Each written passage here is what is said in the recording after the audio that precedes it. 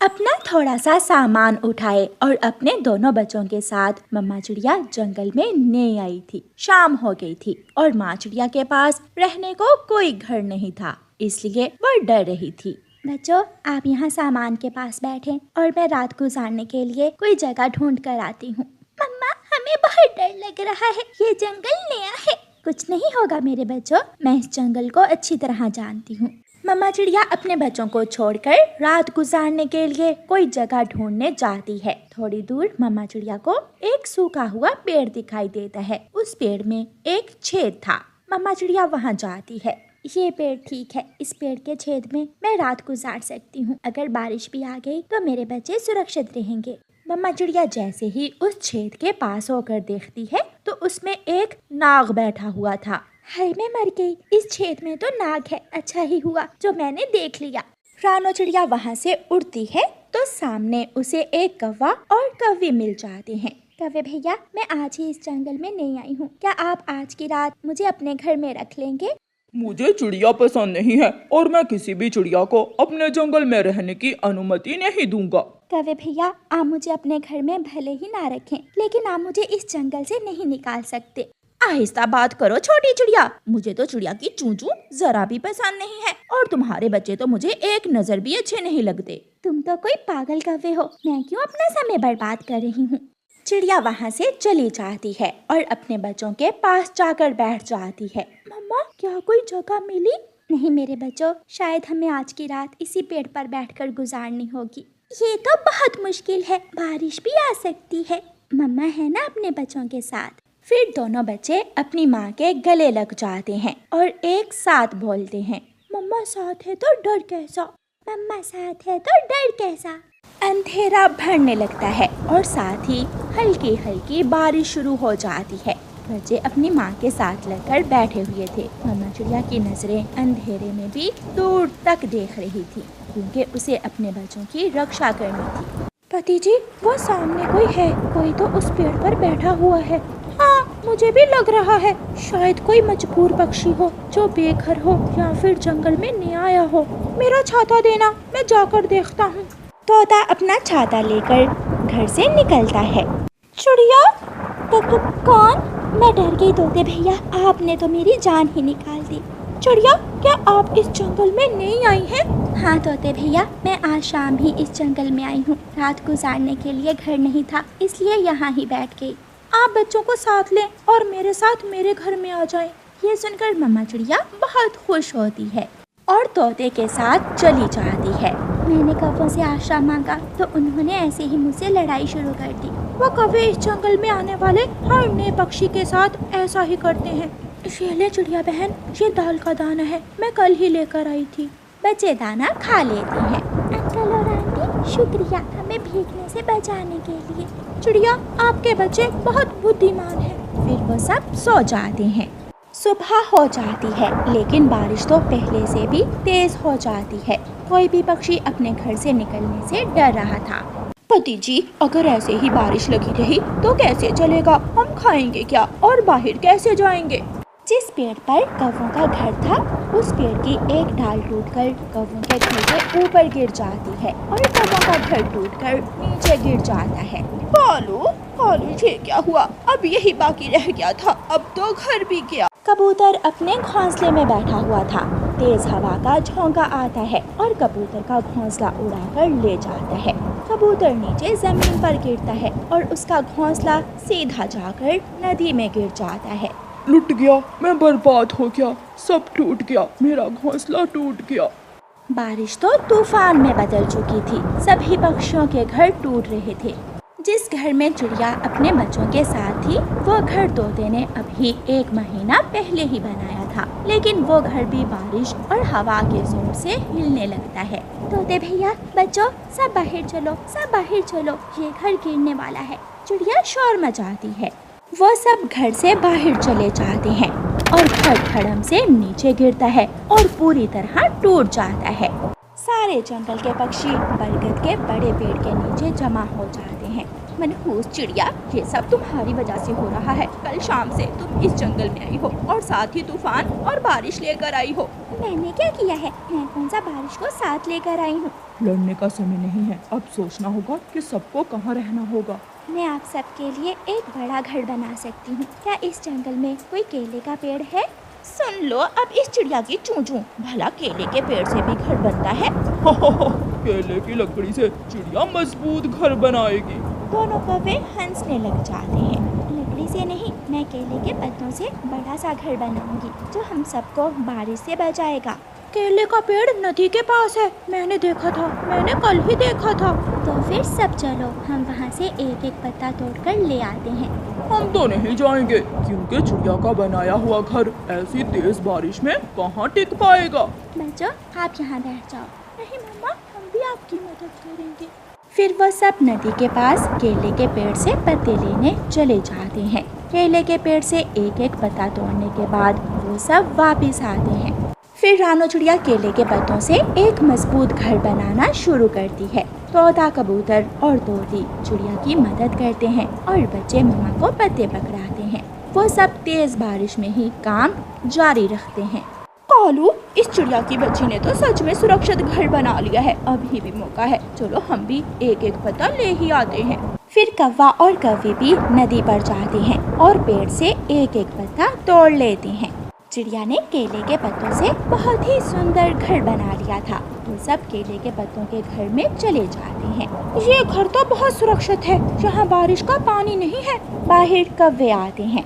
चिड़िया चिड़िया, हम भी केले के पत्ते ले आए हैं। अब हमने पत्तों से घर बना लिया है, अपने पत्ते अपने पास ही रखो। नहीं कबूतर भैया, इन कौवों को भी घर में आने दें, क्योंकि इनकी दुश्मनी भी मुझे अच्छी लगी है। फिर गोरी और कालू भी केले के पत्तों के घर में चले जाते हैं और खुद को बारिश से बचा लेते हैं। प्यारे दोस्तों, इस कहानी को लाइक, अपने दोस्तों के साथ शेयर और चैनल को सब्सक्राइब करना बिल्कुल मत भूलना। आपका धन्यवाद। दूर किसी जंगल में कालू कौवा और बुरा कौवा दो भाई कौवे रहते थे। कालू कौवा अपनी पत्नी गोरी कौवी के साथ अलग घर में रहता था और छोटा भाई बुरा कौवा अपनी माँ के साथ ही रहता था। उनकी माँ कई दिनों से बीमार थी। एक दिन कालू कौवे और बुरे कौवे की माँ अपने छोटे बेटे बूरे से कहती है, बूरे बेटा, जाओ और अपने बड़े भाई को बुला कर लाओ, मैं तुम दोनों से कुछ कहना चाहती हूँ। माँ जी, मैं अभी जाता हूँ। फिर बुरा कौवा अपने बड़े भाई कालू कौवे को बुलाने जाता है। बड़े भाई, माँ आपको बुला रही है, माँ ने कोई बात करनी है। सासू माँ की दवा खत्म हो गई होगी, तुमसे अपनी माँ की दवा भी नहीं ला होती। जाओ और जाकर खुद दो दवा लाकर माँ को। माँ को दवा मैंने कल ही ला कर दी है, माँ ने कोई और बात करना है। गोरी, मैं जाकर देखता हूँ। तुम रुको अभी, और बूरे देवर जी तुम जाओ, मैं अभी कालू को तुम्हारे पीछे ही भेजती हूँ। बुरा कौवा चला जाता है। कालू जी, मुझे शक है सासू माँ मरने वाली है और सासू माँ तुम दोनों भाइयों में जायदाद बांट कर देगी। याद रखना कालू, जो खेत नदी के पास है हम वही खेत लेंगे। ठीक है, तुम मुझे जाने तो दो। फिर कालू कौवा अपनी माँ के पास जाता है। कालू बेटा, तुम आगे। बेटा कालू, कल से मेरी तबीयत ज्यादा खराब है। बेटा कालू, मैं तुम दोनों भाइयों में तुम्हारी जायदाद बांट देना चाहती हूँ। माँ जी, अच्छे काम में देर क्यों, जल्दी करें, जल्दी मुझे नदी के पास वाला खेत दे दो। नदी के पास वाला खेत मैं लूंगा। माँ, पिताजी ने भी यही कहा था। पिताजी ने कहा था कि नदी के पास वाला खेत मुझे मिलेगा। बेटा, तुम दोनों भाई वो खेत आधा आधा ले लेना और ये घर बूरे का है। कालू, जिस घर में तुम रहते हो वो घर तुम ले लेना। ऐसा कहते हुए उनकी माँ मर जाती है। बूरे यार, माँ तो मर गई, चलो हम जाकर अपने अपने खेत में निशान लगा लेते हैं। फिर कालू कौवा और बुरा कौवा अपने खेत में जाकर उसे बांट लेते हैं। ऐसे ही कुछ दिन गुजर जाते हैं। गोरी कौवी अपने पति कालू कौवे से कहती है, कालू जी, तुम जाकर बूरे से पूछो कि वो अपने खेत में क्या लगा रहा है। जो वो लगाएगा हम भी वही फसल उगा लेंगे। गोरी, मैंने बूरे से पूछा था, कल बुरा अपने खेत में प्याज की फसल उगा रहा है। तो फिर कल हम भी अपने खेत में प्याज की फसल उगा लेते हैं। फिर दूसरे दिन गोरी और कालू अपने खेत में प्याज की फसल उगाते हैं। कालू कौवे का भाई बुरा भी अपने खेत में मेहनत से काम करता था। दिन गुजरते गए और फिर कालू और बुरे की प्याज की फसल तैयार हो जाती है। बुरा कौवा अपनी फसल से प्याज की एक बोरी निकालकर बाजार ले जाता है। गोरी और कालू भी एक बोरी प्याज लेकर बाजार पहुंच जाते हैं। प्याज प्याज 50 रुपए किलो, बड़े बड़े अच्छे प्याज 50 रुपए 50 रुपए। प्याज प्याज 40 रुपए किलो, 40 रुपए किलो। कालू का छोटा भाई 40 रुपए किलो प्याज दे रहा था, इसलिए थोड़ी ही देर में बुरे के सारे ही प्याज बिक जाते हैं और उसे अच्छा मुनाफा होता है। कालू, इस बुरे का कुछ करना होगा, इसके प्याज बिक गए और हम सुबह से बैठे मक्खियां मार रहे हैं। गोरी, मैंने सोच लिया है हमने क्या करना है। तुम ये प्याज की बोरी मेरे सर पर रखो और हम घर चलते हैं। फिर गोरी और कालू कौवा अपने प्याज लेकर घर चले जाते हैं। रात हो जाती है। कालू जी, क्या सोचा है तुमने? गोरी, हम ऐसा करते हैं कि छोटे भाई बुरे के प्याज और अपने खेत से सारे ही प्याज निकाल लेते हैं और सुबह नाटक करेंगे कि प्याज कोई चोरी करके ले गया है ना? ऐसा ही सोचा है ना तुमने? हाँ, और फिर जब प्याज महंगे होंगे तो हम दुगनी कीमत में सारे ही प्याज बेच देंगे। कालू, ऐसे तो हमें बहुत मुनाफा होगा। फिर वो पति पत्नी बोरियां लेकर खेत में जाते हैं। गोरी, तुम बुरे के खेत से प्याज निकालो और मैं हमारे खेत से प्याज निकालता हूँ। जल्दी करना कालू जी, कहीं बुरा हमें देख ना ले। फिर वो दोनों पति पत्नी ऐसा ही करते हैं। वो सारे प्याज निकालकर अपने घर ले जाते हैं और एक कमरे में छुपा कर रख देते हैं। सुबह हो जाती है। मैं लुट गया, मेरे खेत से किसी ने प्याज निकाल लिए। मेरी मेहनत की फसल कोई चोरी करके ले गया। शोर सुनकर गोरी और कालू भी वहाँ आ जाते हैं। देवर जी, हम भी लुट गए। कोई चोर हमारे खेत से भी प्याज निकाल कर ले गया है। बहुत बुरा हुआ, बहुत नुकसान हो गया हम दोनों भाइयों का। गोरी और कालू अच्छे से नाटक करते। कालू कौवे का छोटा भाई फिर से मेहनत करता है और अपने खेत में मटर बो देता है। कुछ ही दिनों में बुरे के खेत में मटर के पौधे उगाते हैं। कालू जी, एक बार जाकर तो देखो प्याज के दाम क्या चल रहे हैं। अगर अच्छे हैं तो हम अब ये प्याज बेच देते हैं। कालू, तुम यहाँ क्या लेने आए हो? यार तोते, मैं यहाँ प्याज लेने आया हूँ। प्याज के क्या दाम चल रहे हैं आजकल? प्याज? प्याज तो कहीं से भी नहीं मिल रहा। प्याज दुगनी कीमत पर बिक रहा है। पूरे 100 रुपए किलो है प्याज। ये सुनकर कालू कौवा बहुत खुश होता है, क्योंकि वो तो सिर्फ प्याज के भाव जाने ही बाजार आया था। कालू कौवा घर जाता है। गोरी, प्याज 100 रुपए किलो हो गए हैं। दुगनी कीमत पर बिकेंगे अब हमारे प्याज।